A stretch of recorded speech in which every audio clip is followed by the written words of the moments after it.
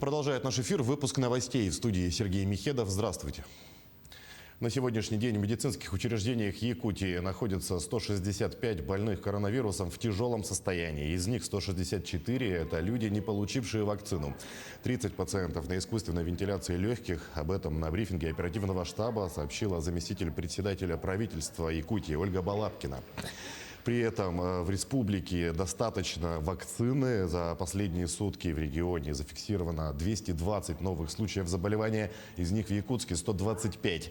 В Нерюнгринском районе 10 заболевших, в Хангаласском 9, в Мегино-Кангаласском, Татинском и Чурапчинском районах по 8 случаев. В Вилюйском 7, в Ленском 6, в Алданском и Верхневилюйском по 5. Еще в 9 районах от 1 до 4 заболевших. Глава Якутии провел сегодня селекторное совещание с главами районов и городов по эпидобстановке. В республике складывается сложная ситуация. Наибольшее количество новых случаев заболевания выявляют в Амгинском, Верхневилюйском, Вилюйском, Мегино-Кангаласском, Намском, Алекминском, Чурапчинском, Усть-Алданском, Хангаласском районах и в городе Якутске.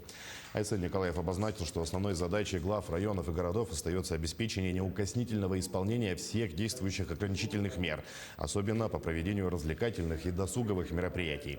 Особое внимание обращено на усиление контроля за переводом 50% персонала на дистанционный формат работы, кроме тех отраслей, которые попадают под действие соответствующего постановления главного санитарного врача Якутии. На текущий момент в республике вакцину получили 76% граждан от плана, привито 45% взрослого населения. Совещание по внедрению системы дистанционного сопровождения пациентов с хроническими неинфекционными заболеваниями прошло в Якутске. Это всероссийский проект, который в экспериментальном режиме проводят в 5 регионах страны, в том числе и в Якутии.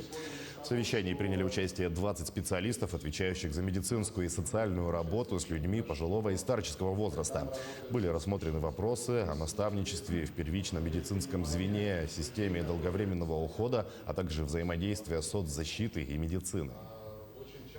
Это все требует большой работы, согласования, очень много аспектов. Требуются новые нормативно-правовые акты, требуется понимание системы финансирования. Да, все эти вопросы мы понимаем, они еще открыты. И сейчас мы начинаем этот путь и хотим как раз обсудить, по каким путям, в каком направлении мы можем идти. К другим темам бригада из Чурапчинского улуса заготовила 800 тонн сена в Амурской области.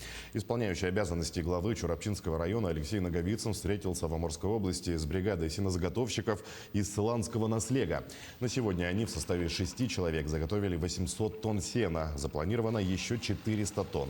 Бригадир Валентин Дьячковский рассказал о ходе работы и продемонстрировал качество заготовленного сена.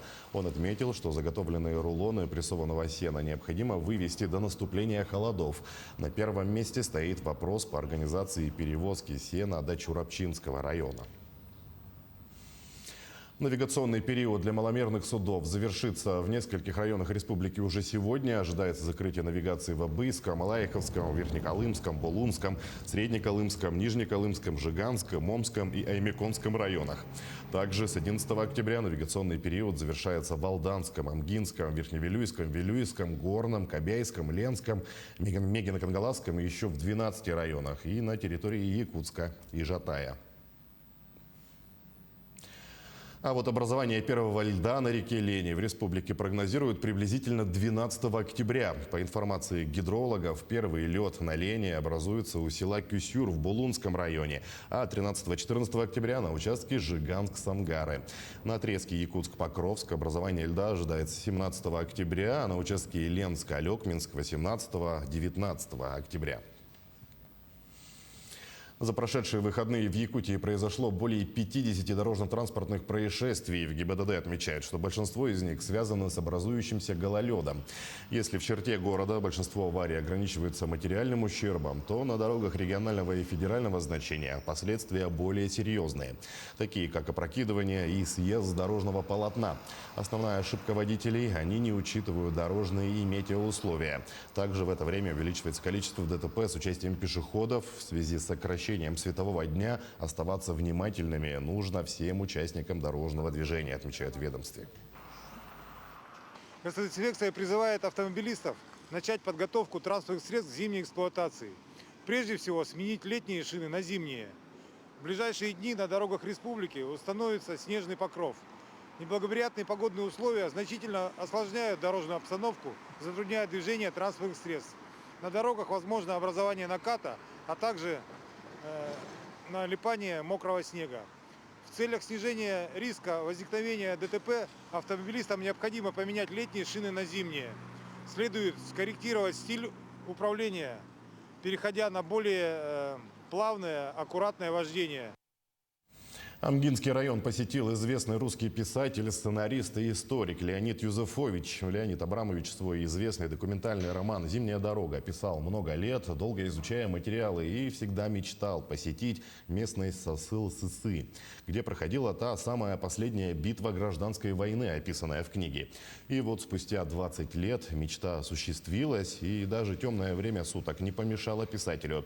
По его словам, наоборот, ночь обострила все чувства, и каждый ощутил ужас и величие данной местности.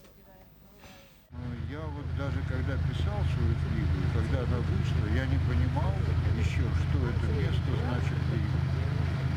Я понимал его символичность и тоже не до конца, потому что вот тот интерес, который возник в моей книге, я просто затронул такую вот болевой какой-то нерв, такую вот струну, которая отозвалась в тысячах людей. И вот я оказался вот здесь, и у каждой идеи есть какое-то часто вот воплощение на земле. Да, вот наши есть души, есть наши тела. Да, вот это тело той идеи, той вот трагедии, которая вот произошла в России в эти годы. К столетию якутской автономии Гохран страны организует в Якутске выставку «Национальная сокровищница России». Экспозиция откроется в апреле следующего года. О том, какие экспонаты увидят якутяне и как идет подготовка к выставке, в сюжете наших московских корреспондентов. Журналисты телеканала «Якутия-24» впервые получили доступ в национальное хранилище страны. Здесь, в фондах Гохрана, хранятся уникальные именные алмазы и самородки, добытые в нашей республике.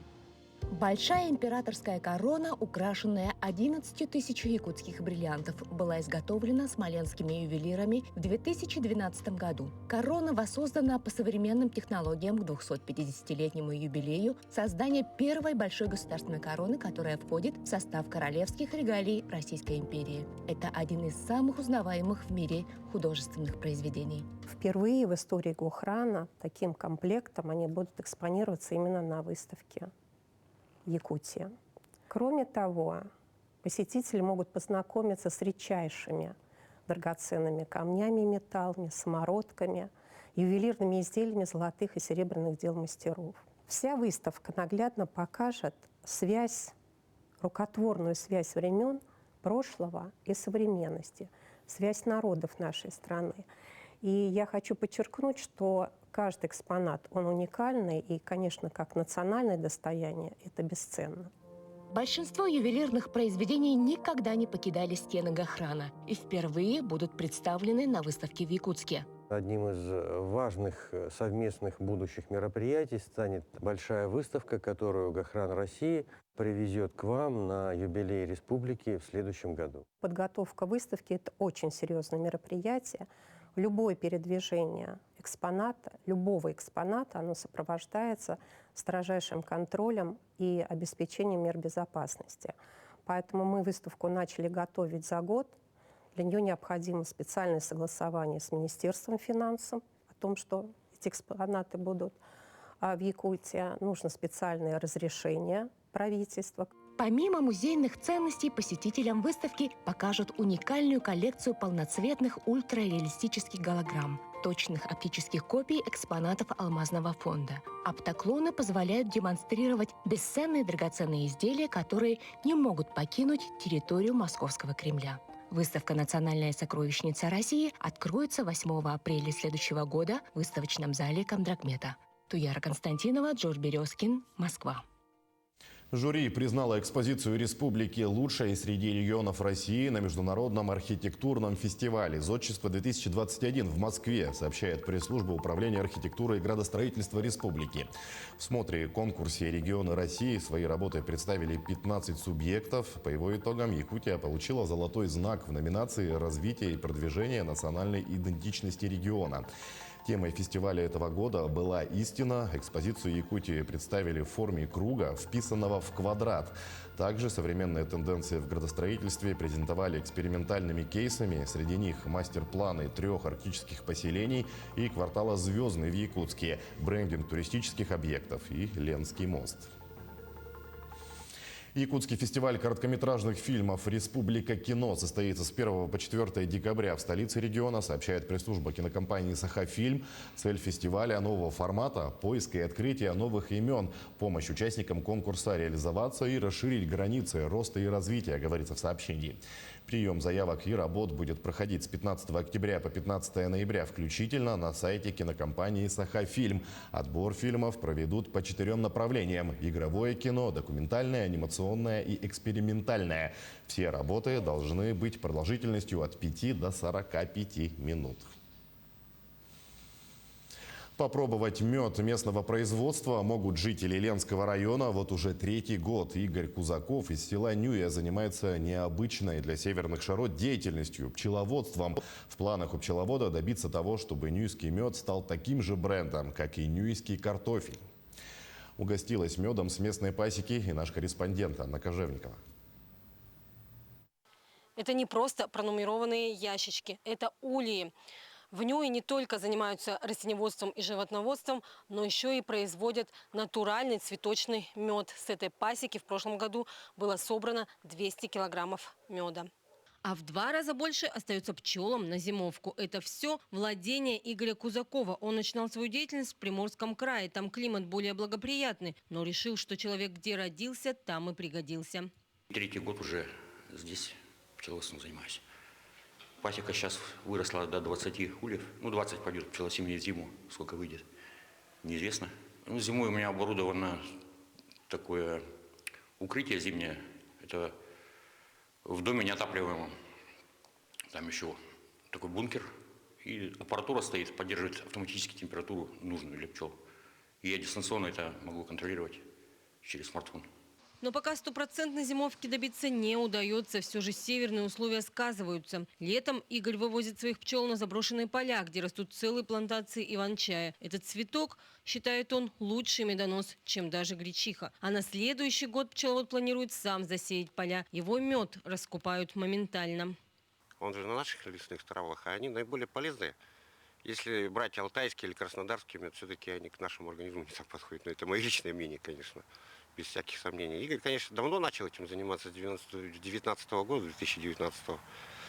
Первый раз попробовали. Но теперь есть постоянные клиенты по городу уже, которые приобретают и постоянно спрашивают, есть, нет.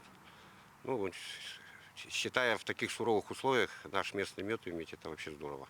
Нюйцы помогают пчеловоду всем миром и поддерживают его идею добиться того, чтобы нюйский мед стал таким же брендом села, как нюйский картофель. Анна Кожевникова, Виталий Андреев, Ленск. Мы следим за развитием событий. Оставайтесь на нашем канале.